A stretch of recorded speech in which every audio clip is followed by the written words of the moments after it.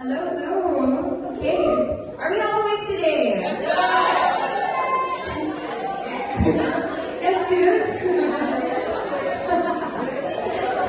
Okay, yeah. So many hands in the air, man. Wow.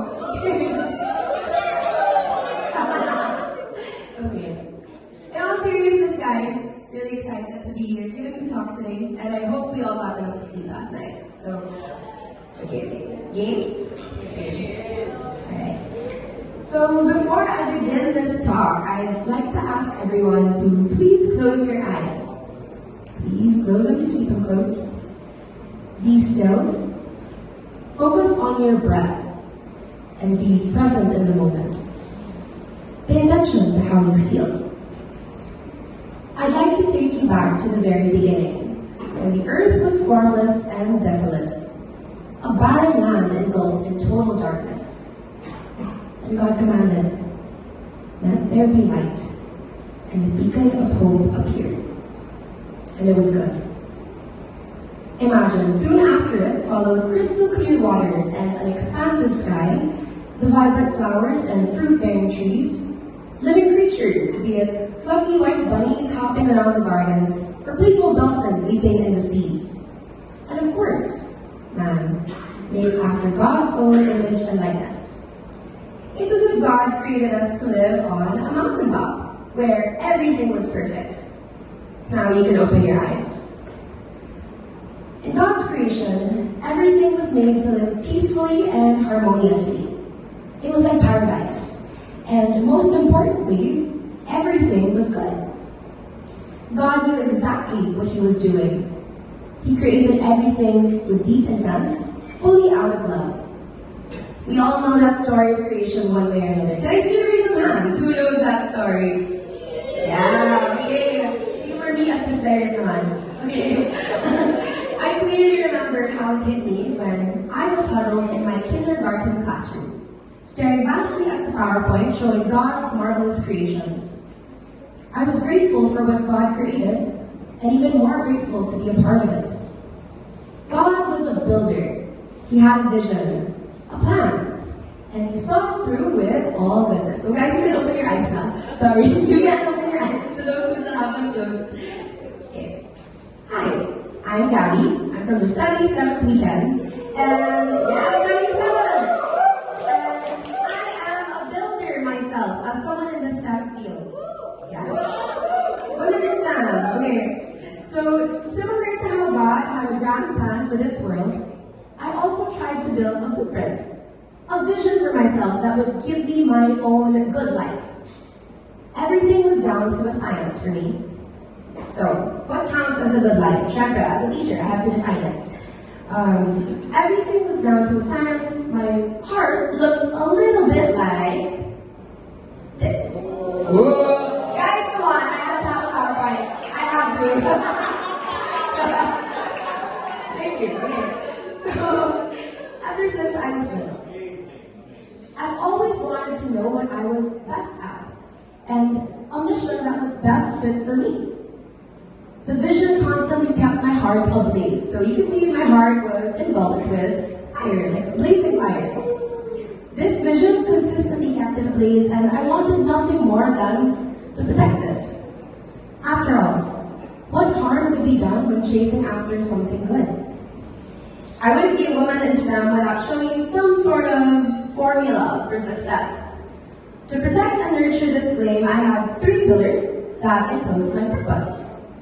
First was a good support system, especially with the people I respected so much. I wanted to surround myself with people who would push me, motivate me, and help me during tough times. Second, over there to the right, was a robust set of skills. So this is me getting the area of 0 to infinity of my skills. And I generally had an idea of my talents. I've always been a numbers girl, guys. I'm such a nerd. And I love doing presentations, if it wasn't obvious already. Surely this counts towards a broad set of dreams, right? And finally, I have self-trust in the middle. When I have all the objective aspects together, a good environment, good compatibility with my line of work, The blaze must learn to grow from within and fuel itself. And this will constantly be reinforced by my self-trust. So surely, with a plan like this, I was confident that everything would stay good. How could it not? The formula worked well and helped me throughout my entire school life. I was surrounded by the most nurturing and investing family, and was lucky enough to make friends with the brightest and most genuine bunch around me during high school and college. So everyone turn around, shout out. I'm sorry I have to do this. Shout out to my college besties, Nika, Paris, Janina, and other Nika, but she wasn't my school friend, but I love you. Okay, so I had a really good support system. I grew confidence in my skills as a student and learned to love the system. Guys, I was the biggest nerd, and always the first hand up in the air. Yeah. I loved math and science, and all things school-related. I had a good head on my shoulders, being self-reliant and self-trusting. Things were looking bright for Gabbie the builder, and everything was good. Until it wasn't. Things took a turn and made the formula a bit wonky when I left school. It was my comfort zone, my happy place. My heart that was nurtured in a STEM environment was redirected towards business. Specifically Nestle. It was in unfamiliar terrain, a totally new environment that I had to learn about. Still, I kept trucking on. My flame grew bright, and I was ready to take on the role of junior brand specialist. Hey Gabbie, I heard you were joining our team as a real employee now. Have lunch with us on your first day, okay? This is P, my #1 support system during my past internship at Nestle. We both graduated from ME and Ateneo, so I saw our bond as some kind of sisterhood. We both just got each other. And I knew I had a home in Nestle with P around. She was a guy that I thought I was so lucky to have. Yeah, this is the start of my solid support system. And oh, what I needed in this new environment outside the perfect, safe bubble I had always known. This was the real world. There were new and sometimes uglier parts of life that were shown to me. From God's perfect creation, reality hit me, showing that the harmony He worked so hard to build was misused and abused by the people of today. Because of sins like greed, jealousy, competitiveness, there was a separation from that vision. And the real world that I was exposed to showed me how that was like firsthand. Welcome to the world of FMCGs, where it is eat or be eaten.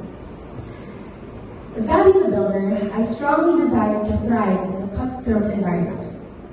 Things kept getting harder, but I kept an optimistic, bubbly mask on. And unfortunately, that ended up getting on P's nerves. All of this was just a recipe for disaster for pessimist P. And so begins the crack in my first pillar. I was no longer a prodigy for her. I was now viewed as competition. Eventually, P consistently found ways to drag me down. She'd throw her leftover work to the freshest meat of the bunch, saying, "So Gabbie, you're the most junior. Take on my load naman." She'd say sternly.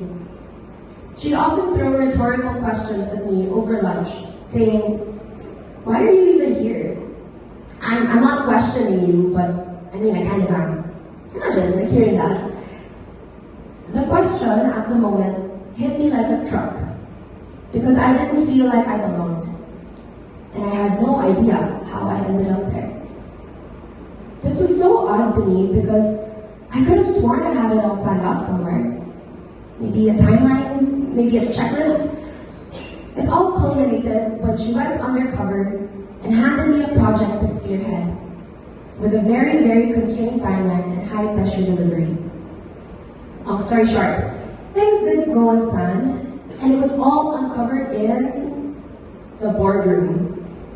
The biggest boss, his co-leaders, and all departments turned their heads to me. So you could really see, they all looked up. And I was like, and I was shaking like a chicken about to get slaughtered.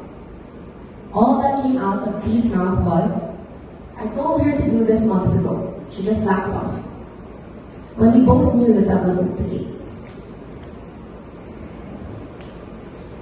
Come on.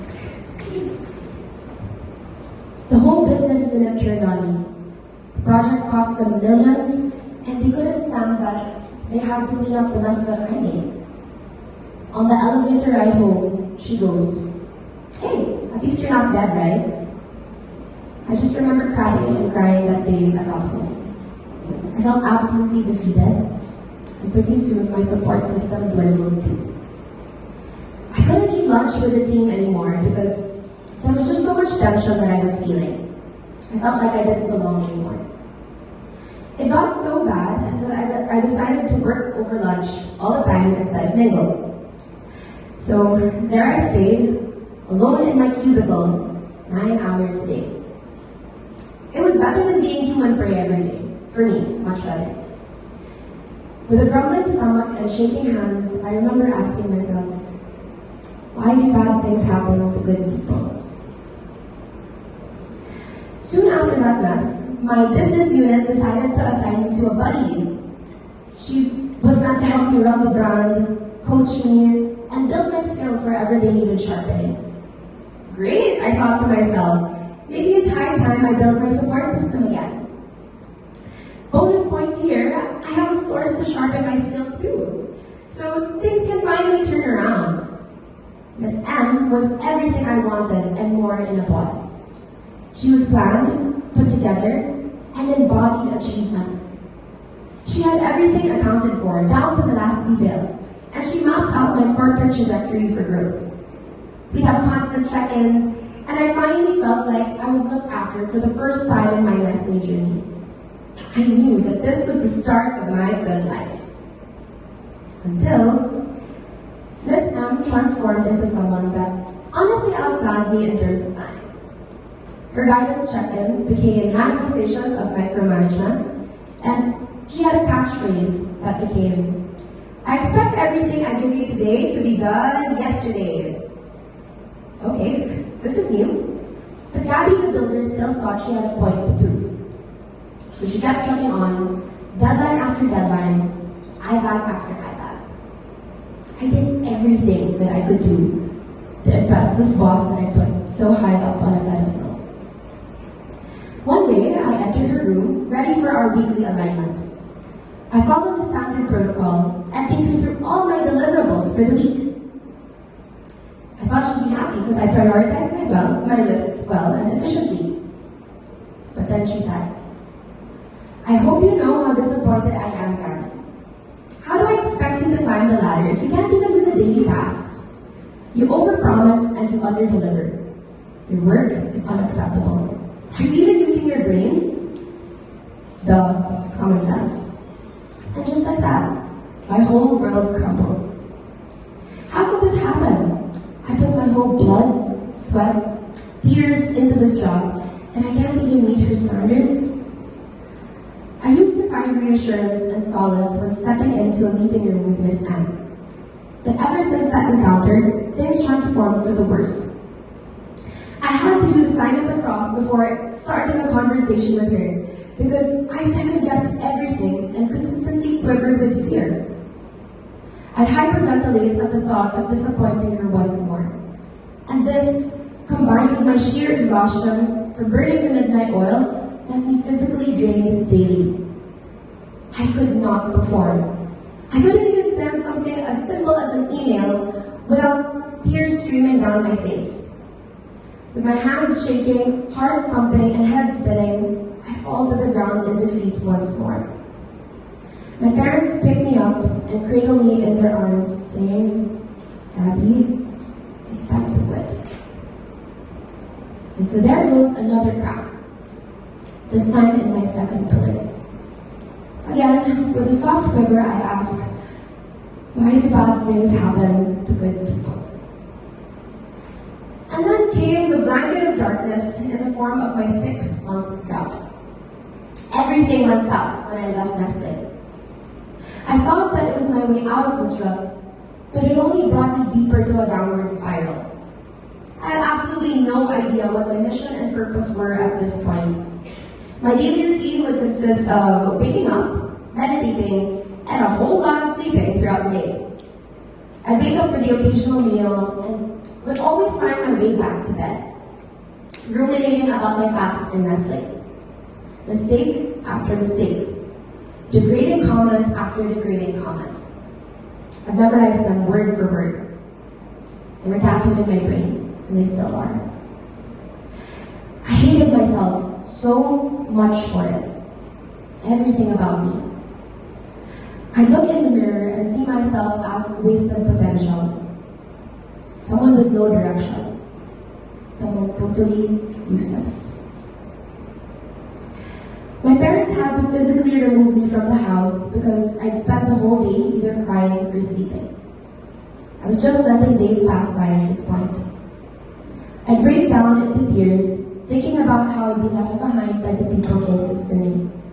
So I just had it. I'd wallow in my own disappointment, knowing that my parents had to deal with this extra burden on top of all their other problems. I'd cry when I'd picture that they'd cry over me. And even my little brother, he's 8 years old, he would know that his Ate Gabbie had to do breathing exercises when things got a little too much. This was my lowest of the low. The time where I became my own worst enemy. This began cracking my last pillar, because every ounce of dignity, of self-trust that I had, totally dwindled. And everything came crashing down, putting out my heart ablaze. The worst part was that no matter how many times they told me that there was light at the end of the tunnel, I was so consumed in my own darkness to believe it. Why do bad things happen to good people? All of this took a toll on me and left very deep, deep wounds in my heart that I'm still trying to heal from. But God said, "Let there be light," and a beacon of hope appeared. Out of the rubble, for every person that broke me down, I spontaneously encountered 3 guardian angels that, brick by brick, helped me rebuild my blueprint. And the best part was, I didn't even know any of these people a year ago. They ended up in my life in the most surprising ways, almost as if they were implanted by God when I needed them the most. I'd like to give the biggest shout out to my first guardian angel, Madam JJ. He doesn't know about this talk, guys. This is the first time he's hearing this, so okay, don't let your ego grow too big. He was spontaneously called when I was in the middle of my huge Nestle crisis. My dad was scrolling on his Facebook timeline, and he saw one of Manong's posts. This never happens. Because his posts are so long, my dad just skips them. He all of a sudden decides to reach out and ask for guidance on my behalf. The same week, my mom has the same bright idea. And so does my Lola. So, out of their concern for me, they all went behind each other's backs and they messaged Manong, asking for help. So, sorry Manong, that must have been a lot to handle, that must have been a lot of spam from the direct household, but thank you. Feeling the urgency, Manong invites me to a one-on-one meal over a tree barbecue. The instant I sat down, I felt a strong sense of trust in a man that I literally just met. I proceeded to trauma dump on him, the way I did to all of you, and let him make sense of my life. I was just like, Manong, this is my problem, let me cry, please fix it. The first words that came out of his mouth were, "Gabbie, you're putting too much pressure on yourself." And a whirlwind of comfort, safety, and protection blanketed over me. For the first time, I felt protected by someone outside of my friends and family who would have been obliged to do so. Madam JJ was there for everything. The moment my office mates turned on me, when I decided to quit, when I struggled to pick up the pieces, all of the crying selfies, all of the keyboard smashes, he saw. Madam JJ also single-handedly introduced me to a community that accepted me and loved me despite my flaws. They didn't monitor what I had to give and never failed me to never failed to make me feel less because I was a little more empty than others. I've never felt more empowered to finally be part of a community whose only requirement was to love. Here, everyone was welcome. Everyone belonged, regardless of how imperfect we were. I knew that the essence of the church was no longer constrained to a building or a structure. Rather, it motivated me to carry my role in the community by zeroing in on my mission and help grow this love. Can you guess where that is? Any hands in the air? Okay, thank you guys. It's Antioch.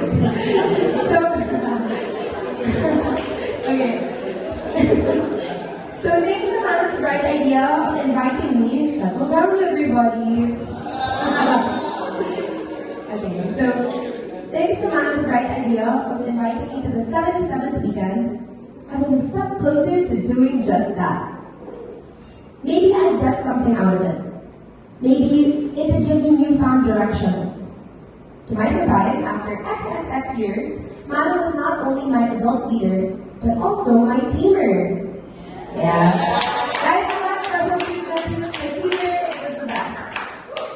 He processed me and my share group sister, Janina, and we were dubbed as Team Broken. But boy, was he there to witness the broken being mended. During the first share group, I was asked the same hard-hitting question that P brought up. Why are you here? This time, I answered with the utmost sincerity. I've been lost for so long, and I want to find my purpose. I shared that not too long ago, I started tutoring my little cousin in math to pass the time, and actually grew a great love for it. Because of this little stint, my family saw the spark in me again after so many months of darkness, and they all suggested that I become a teacher. It all made sense. My love for school, mentorship, leadership, desire for structure, but I was still so afraid of pursuing this unconventional path. At this point, I noticed Manong's eyes water as he let out a sigh of relief, saying, "Finally, I can't see a better path for you." As I processed my last share group with Janina and Manong, I was in literal tears. Happy ones, thankfully. I recalled all of these pivotal moments where I saw the old Gabbie resurface. And sorry guys, it wasn't through the share groups, it wasn't through recon.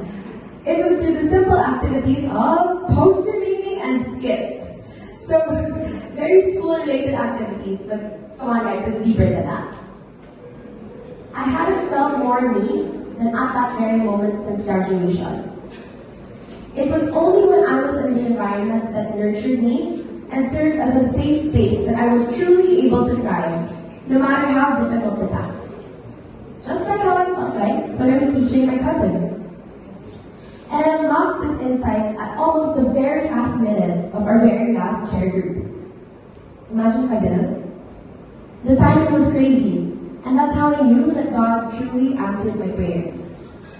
And so, I decided that my long-term goal was to teach. I actually sat down on one of the San Antonio pews in tears, accepting my mission. Just about there. From then on, I made a promise, nurtured by my new support system, to pursue this new passion. As Manong JJ coined, it was as if God had explicitly said, "Come, Gabbie, it's time to mold minds."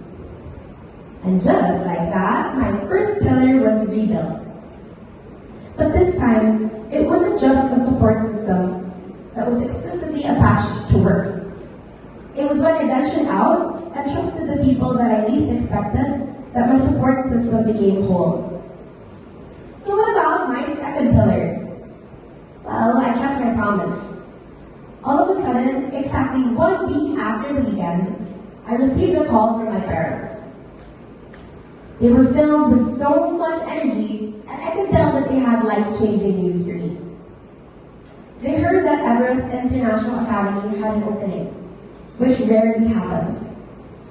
One of their longtime teachers left, well, that's Mr. Alopa, and they were on the search for a replacement. So So they wanted a replacement for research statistics, ICT, and robotics. Things that I didn't really have an idea about, but I wanted to learn more about. I could really feel God's hand at work and His timing coming through. Because what are the chances that I have a breakthrough realization about teaching and an opening in my dream school magically comes up the next week? It's pretty crazy. I entered the school for my first interview. This time without nerves or any hyperventilation. It was almost as if there was pure grace coursing through me. I sat down in front of the Dean of Academics, Mr. Arceo. Oh, that face, Bella. He's amazing. For context, Bella is from Everest. He taught at Everest for 11 years, prides himself as an esteemed data analyst, and had a stern look on his face.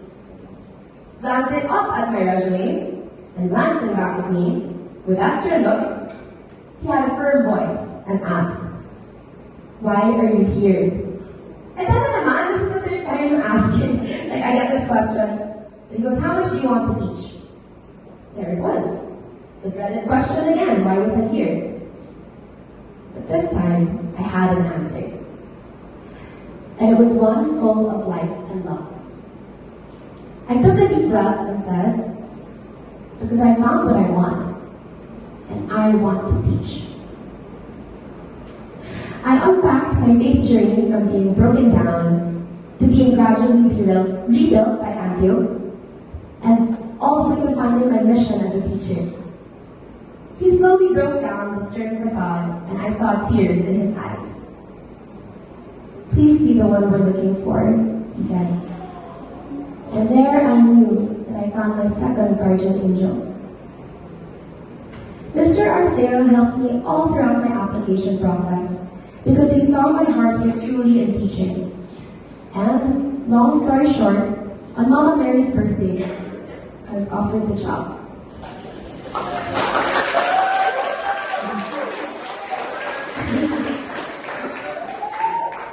I got the most heartwarming text from him saying, "It's been a long, suspenseful, and difficult search for the right person. But I can finally say that all this waiting finally paid off in our finding you. Nobody is as worthy or as deserving." And just like that, my spirit was lifted up 100 times fold. And the best part was, Mr. Arceo was assigned to be my new boss. So by this, you can next. Okay. Thank you, next. So actually, another side story. Sorry, I'm gonna deviate from my script here for like 2 minutes. Yes, promise. So basically, my replacement, who was before me, I was the replacement. Okay, this is why I shouldn't deviate from the text. Anyway, my predecessor, who left, he went to the chapel on his last day because they were super worried that they didn't have a replacement yet.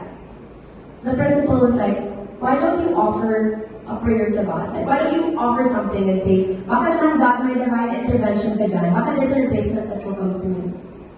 So he did that. He prayed. And then he went after to submit his clearance. When he did, the applicant said, "Oh, there's an application." And it was mine. So it was sent in that same hour. But I didn't really feel God's hand through it all. So going back. Mr. Arceo showed me the ropes of teaching in a gentle, nurturing manner. He answered all my questions, showed me all the tools to maximize, and gave me the most constructive feedback to mold me to be the best teacher. He'd go beyond the professional front and even act as my second father. He'd come to my classroom to help me pack robots away, fill in for me when I'm on vacation, offer rosaries up to Mama Mary whenever I'm sick, and I'm sick a lot, and would embody the face of God for me, manifested in human form. At the most unexpected moments, he'd send little notes of appreciation, like, "The kids' love for the subject is growing once more." And this is not only from the fact that there is a teacher again, but a teacher that the kids enjoy and trust. He helped me grow emotionally and professionally. And now, built a new set of skills that built me back up. But of course, the real magic happens when I'm fully present with my students. I want you to imagine this. As soon as my car pulls up the driveway, and I literally step out of the car, I am greeted by my little flock of angels that swarm me. Good morning, Miss Tyrant, I missed you, knowing full well that I saw them no longer than 24 hours before that. How is it possible to feel this much love at 7:30 a.m.? When the bell rings and the day begins, I brace myself for the best part, actually teaching. It's absolute chaos in the best way possible. When I wear my grade 6 coding hat, I have the most energetic balls of sunshine that are so excited to learn about new functions. Some of them stay after class, asking for more advanced work to do. I didn't even tell them to do that. My robotics classes in 7th and 8th grade are like a playground in the best way, because my boys and girls put on their engineering hats and they build robots. I love seeing their faces light up when their wheels finally move in the right direction or their cog finally makes the right sound. They also stay in school after hours to perfect their robots and experiment some more. Promise, my students are overachievers. I don't force them to do this. My seniors then apply real-world data analysis and prepare themselves to be future decision makers, and they use research statistics applications. Hearing their discussions and assessing their outputs makes me so confident in the innocence and talents of the generations to come. At the end of the day, I had to take a breath and remind myself that I am a part of this system. I have a hand in shaping their brilliant, innocent, bright minds. And honestly, I'm overwhelmed at how fulfilling this truly is for me. I love the idea that I can find their talents as I get to know them more, and savor the fact that I have many more years to develop these down the line. And I truly feel the good in that. Not a day goes by in school that my students don't say, "I love you, Miss Tyrant." And I'm so lucky to say that after all the emptiness I've experienced before finding this path, my heart is finally feeling like the fullest again. And then it hit me. Miss Tyrant grew leaps and bounds since she left that nest. And I'm now my favorite version of myself because of that love. The transformation was so drastic. I was once someone who couldn't even raise her hand in a board meeting because I was so full of fear. And now I get to stand in front of my classroom amidst a sea of hands, uncovering new knowledge, new talent, and so much potential for the students that I've grown to love. I know what I'm doing, and I love every second of it. I feel nothing but peace and excitement when I get to work.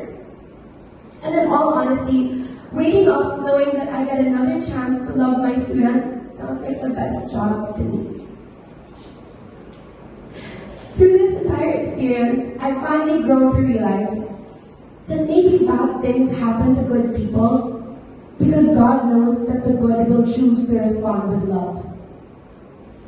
They can take what's broken and make something beautiful out of it. And my brokenness is a testament to that. I had to go through all these rough challenges. I had to experience the bad in order to truly value the good that I've earned. And I have no regrets, and I'm living in so much love. So you might be wondering, who repaired that third pillar? Who was the third guardian angel in the story? Well, it wasn't exactly an angel, nor was it a person. It was the Paraclete, the Holy Spirit working within me. I personally believe that the Holy Spirit dwells in each of us as a transformative, restorative, and healing force. It arms us with the courage we need and uses this to guide us towards the right direction when we least expect it. For me, this manifested when so many of my big breaks came spontaneously. What would have happened if my dad never stumbled upon that post of mine on JJ? If I didn't end up being asked to tutor my cousin? If I didn't decide to join Antioch? If I didn't reach that very last insight in my very last cheer group? Life can take a turn in the most unexpected ways. And when that happens, and things all of a sudden fall into place, it's almost like the blueprint was carefully constructed by a much higher, ever-present being in today's world. On the way to school, I take a very symbolic path. When I pass along EDSA, there's a clear fork in the road. To the left is Rockwell. That's the way to the Nestle office. Rockwell. There's two words. Think of it. Rockwell.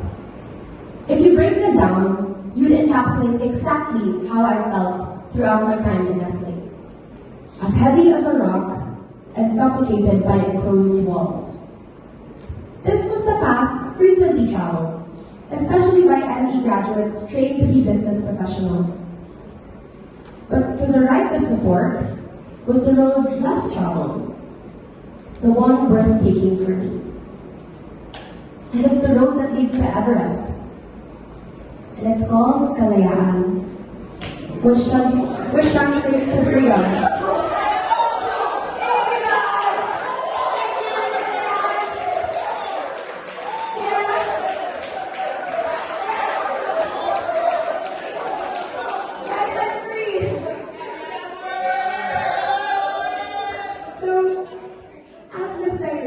Surrounded by goodness, doing what I love and enjoy every day, and helping the people that matter most to me, I can say that I found my truest form of freedom.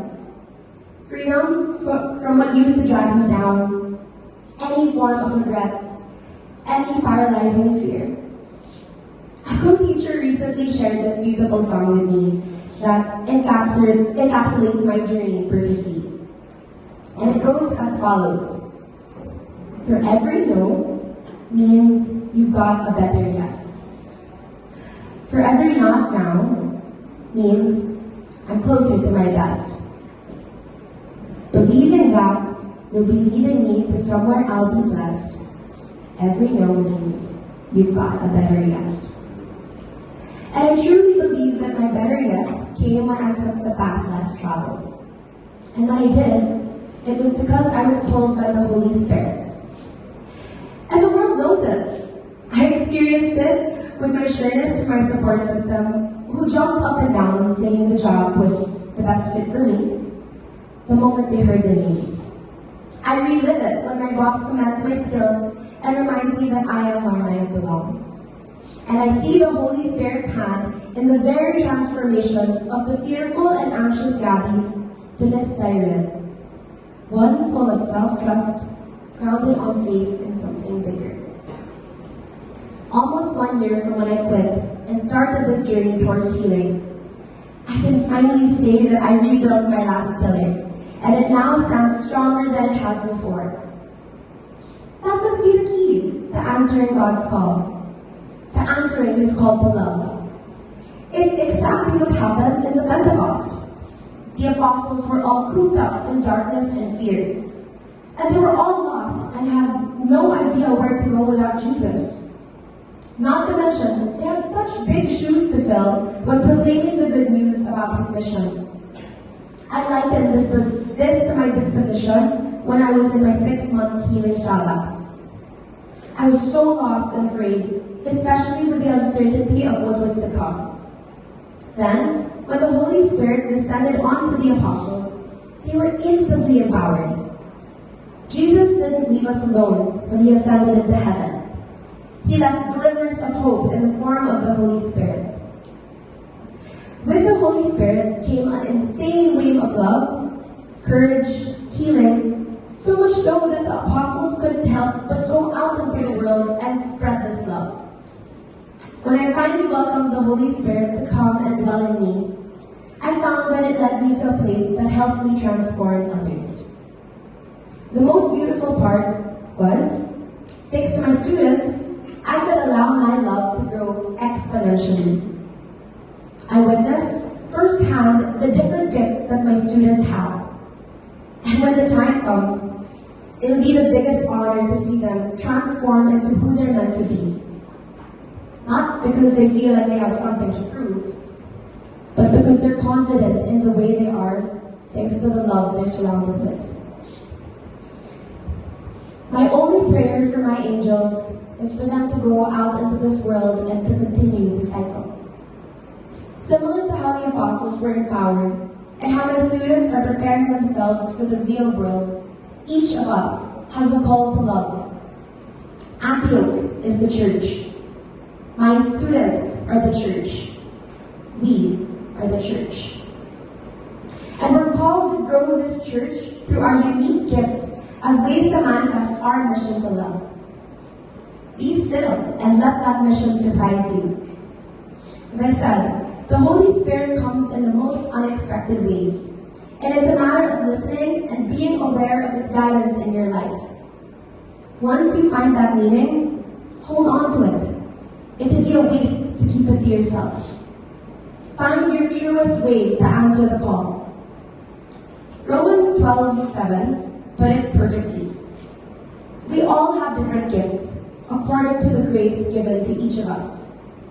If your gift is prophesying, then prophecy in accordance with your faith. If it's serving, then serve. If it's teaching, then teach. So what now? Now that each of my pillars have been rebuilt, what difference does that make in my blueprint? Well, as you can see, I've found my call, and I make a conscious effort to keep answering it throughout every action I execute, be it as a daughter, a friend, and especially Miss Tyrell. My heart's blaze is no longer contained in my comfort zone and safe space. It's now burning, hopefully as a beacon of light and hope for all who need it. This is who I am, and who I continue praying to be. So once again, I invite you all to close your eyes. Okay, close your eyes. Picture that mountaintop from the beginning of the story. It may be a little less perfect and a little more rugged than it was at the beginning of time. Listen to your heart to determine when it's time to get down from that mountaintop and immerse with the people in the valley below. Listen to the signs that are paved by the Holy Spirit, because the signal may come next week, tomorrow, or any minute now. Get ready to build your own blueprints, because soon it'll be your turn. And who knows, this very top may be your call to love.